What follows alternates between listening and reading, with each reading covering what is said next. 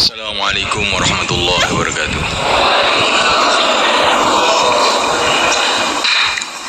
Innal hamdalillah nasta'inuhu wa nastaghfiruhu wa nu'minu bihi wa natawakkalu alayhi wa na'udzu bihi min shururi anfusina min sayyiati a'malina. May yahdihillahu fala mudilla lahu wa man yudlil fala hadiya lahu. أشهد أن لا إله إلا الله وحده لا شريك له وأشهد أن سيدنا ومولانا وحبيبنا محمدا عبده ورسوله اللهم صل وسلم وبارك عليه وعلى آله وأصحابه والتابعين لهم إلى يوم القيامة أما بعد فقد قال في كتابه الكريم إن الذين قالوا ربنا الله ثم استقاموا فلا خوف عليهم ولا هم يحزنون.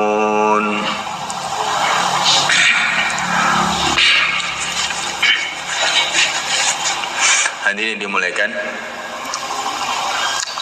perlu senantiasa kita ingat bahwasanya Allah Subhanahu wa taala menjadikan alam dunia ini tempat usaha, tempat perjuangan. Di dunia ini memang diciptakan oleh Allah untuk medan perjuangan. Tidak akan ada suasana tenang di dunia ini, nggak akan ada. Dunia ini Allah jadikan suasana perjuangan antara hak dan batil, antara yang benar dan yang salah.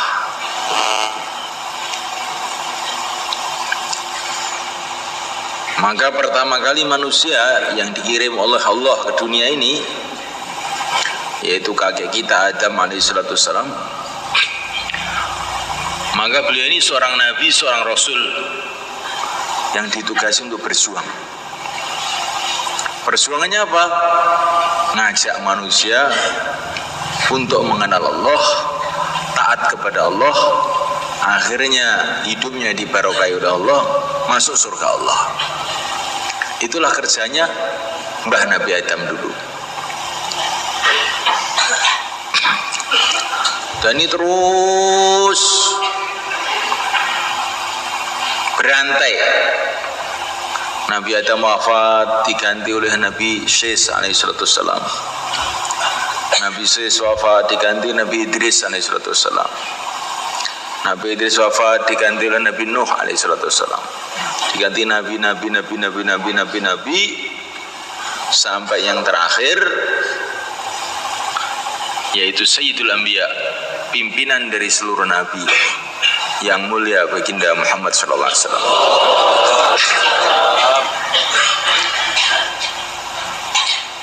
Dan setelah baginda Nabi tidak ada nabi lagi, tidak ada rasul lagi. Tapi Allah Subhanahu wa taala telah berjanji melalui nabinya akan senantiasa membangkitkan, akan senantiasa menggerakkan orang-orang yang meneruskan perjuangan baginda Muhammad SAW dari generasi ke generasi, dari kurun ke kurun, sampai nanti kiamat. Nggak akan ada sepi berjuang di dunia ini, ada terus berjuang itu. Kalau kita tidak mau, Allah akan pilih yang lain. Na'udzubillah. Semoga Allah pilih kita. Ini perjuangan ahlul haq, orang yang mengajak mengenal kepada Allah, taat kepada Allah, mengajak masuk ke surga Allah. Di sisi yang lain, memulaikan begitu Mbah Nabi Adam diturunkan ke dunia, juga Allah menurunkan musuhnya, yaitu iblis laknatullah alaih. Dia ini juga pejuang juga, iblis ini. Perjuangannya asasnya satu saja, ngajak orang itu supaya lupa kepada Allah, maksiat kepada Allah, sehingga masuk ke neraka Allah.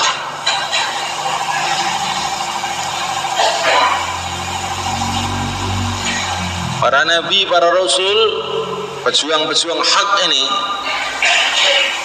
hatinya itu dipenuhi dengan sayang kepada manusia. Sebelahnya iblis dan pengikut-pengikutnya turun-temurun terus nanti sampai kiamat sana. Hatinya dipenuhi dengan kebencian kepada manusia.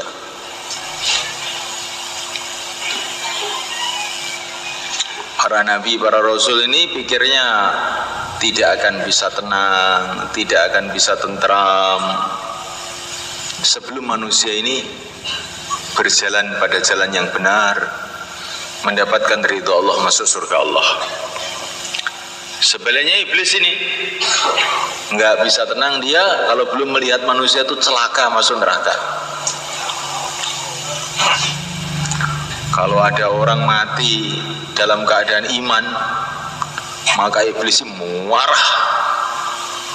Itu pasukan-pasukannya dipukuli semua. Kenapa kamu biarkan dia nih? Kok bisa mati iman nih? Gimana ini dia? Saya tidak bisa tenang kalau ada orang mati iman. Bagaimana mati itu celaka semua manusia itu.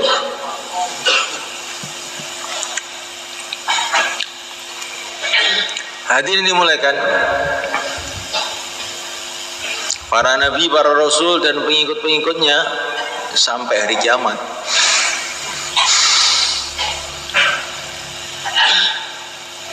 Perjuangannya itu dimulai dengan mengajak. Kebanyakan para nabi, para rasul tidak punya apa-apa. Mengajak manusia untuk taat kepada Allah,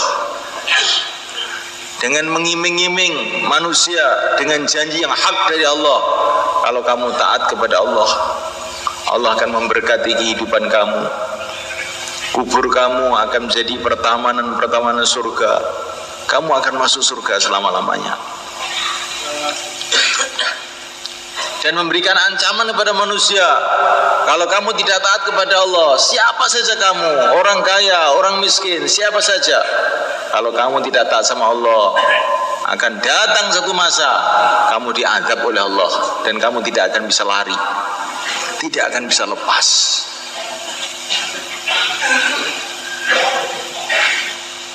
Itulah kerja para nabi dan pengikut-pengikutnya. Iblis dan pengikut-pengikutnya kerjanya tiap hari itu usaha bagaimana manusia itu lupa kepada Allah dan mengiming-iming manusia dengan janji-janji yang batil.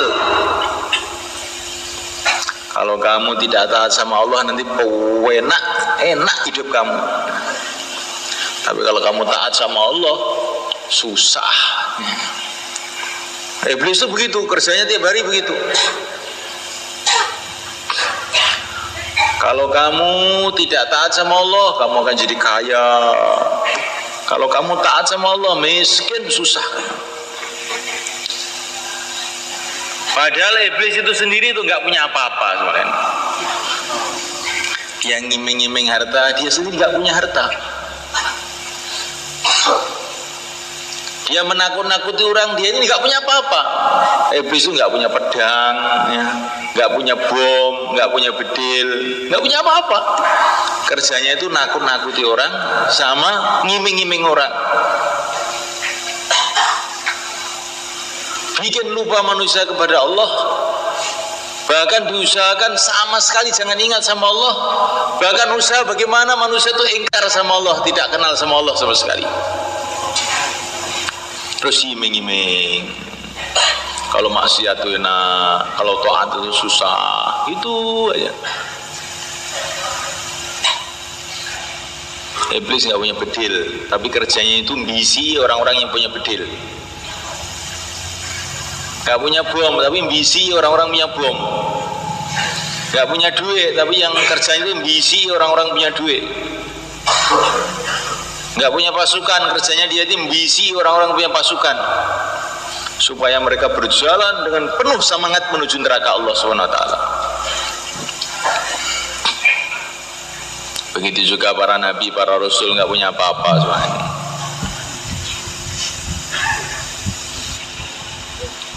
Kerjanya cuma mengajak, tapi ajakan yang hak, ajakan yang benar, mengajak manusia untuk ingat kepada Allah, untuk mereka ini sadar bahwa kamu itu milik Allah, kamu itu hamba Allah, kamu itu milik Allah. Mau lari kemana kamu? Fafirru ilallah, larilah kamu kepada Allah. Kamu lari kemana mau? Lari ke langit, langit milik Allah. Lari ke bumi, milik Allah. Masuk kubur, kubur pun milik Allah. Mau lari kemana kamu? Janganlah lari menjauh Allah, tapi larilah kamu mendekat kepada Allah dengan taat kepada Allah. Kamu sangat berhajat kepada Allah setiap saat. Di rumah kamu perlu bantuan Allah, di sawah kamu perlu bantuan Allah. Kalau tidak dijaga oleh Allah, kamu di sawah, sawah kamu akan dimakan wereng, atau kamu akan masuk angin sehingga mati di sawah kamu.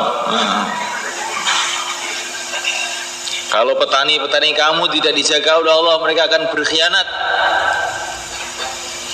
Kamu suruh kerja di sawah tapi cuma ngerokok saja, tidak kerja. Hatinya dirubah oleh Allah sehingga mengkhianati kamu. Kamu suruh gepyok, nanti gabahnya dibawa pulang. Kamu perlu bantuan Allah setiap saat di sawah, di ladang. Walaupun sawah kamu 1000 hektar, tetap perlu bantuan Allah.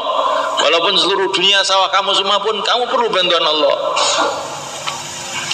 Walaupun beras kamu 1000 ton, kalau nggak dibantu oleh Allah, kamu nggak bisa makan. Tenggorokan kamu akan sakit, perut kamu akan sakit, kamu nggak bisa makan. Sedangkan beras kamu 1000 ton. Kamu perlu bantuan Allah di sawah kamu, di ladang kamu, di rumah kamu. Kalau tidak dibantu oleh Allah, istri kamu akan lari ke Hong Kong sana. Dan kamu suruh pulang, tidak mau pulang dia. Anak kamu akan lari tidur di terminal, tidak mau tidur di rumah kamu, kalau kamu tidak dibantu oleh Allah SWT.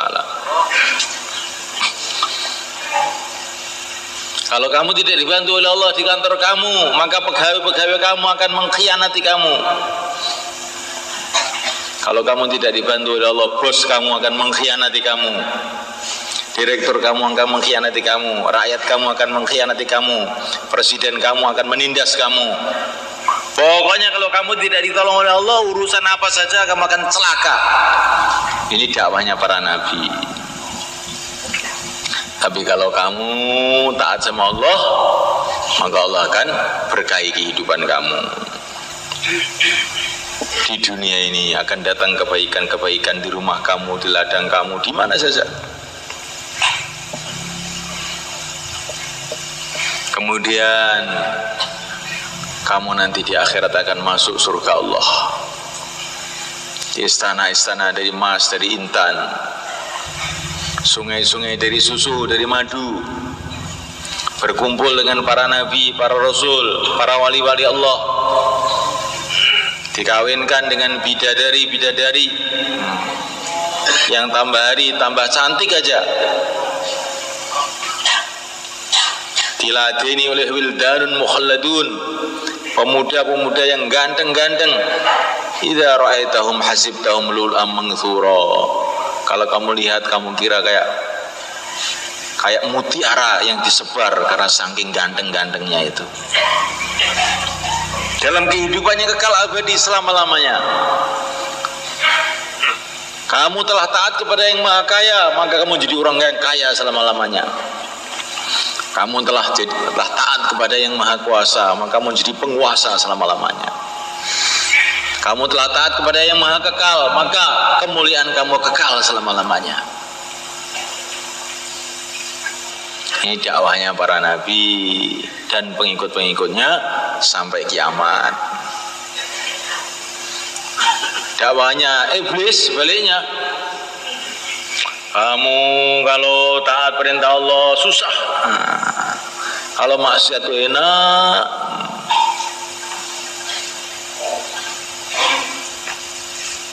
Terus begitu.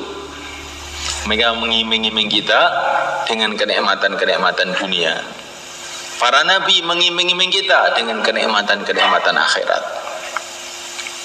Iblis menakut-nakuti kita dengan kesusahan-kesusahan dunia. Para nabi menakut-nakuti kita dengan kesusahan-kesusahan akhirat. Nah, coba kita renungi, mana yang kita pilih coba.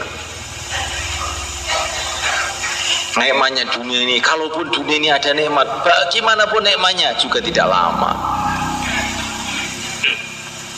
Walaupun kamu punya makanan banyak, paling yang bisa kamu makan satu piring saja. Walaupun kamu punya air banyak, yang kamu minum cuma beberapa gelas saja. Walaupun kamu punya ranjang banyak, amben banyak, yang bisa kamu tiduri cuma satu saja.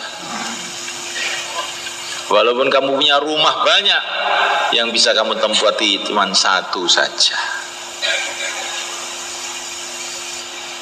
Itu pun tidak lama. Beberapa hari, beberapa bulan, beberapa tahun, kemudian habis semuanya. Begitu juga kesusahan-kesusahan dunia ini, bagaimanapun susahnya dunia ini juga tidak lama. Mati selesai. Tetapi kesusahan akhirat tidak ada selesainya. Jutaan tahun, miliaran tahun, triliun tahun, nggak ada habis-habisnya. Begitu juga kenikmatan akhirat tidak ada habis-habisnya selama-lamanya. Ini terus mulai kan. Iblis itu sudah enggak capek-capeknya terus begitu. Sampai dia menggerakkan sana, menggerakkan sini, menggerakkan orang kafir, menggerakkan orang munafik, menggerakkan orang-orang terus untuk kerja bersama dia. Sampai nanti puncaknya di akhir zaman dia menggerakkan orang yang namanya Dajjal. Oh, ini murid kesayangannya iblis yang paling top ini. Yang dia ini ahli segala teknologi, ahli segala sihir, ahli segala ilmu dunia ini dikuasai dia semua. Sampai ngaku jadi Tuhan.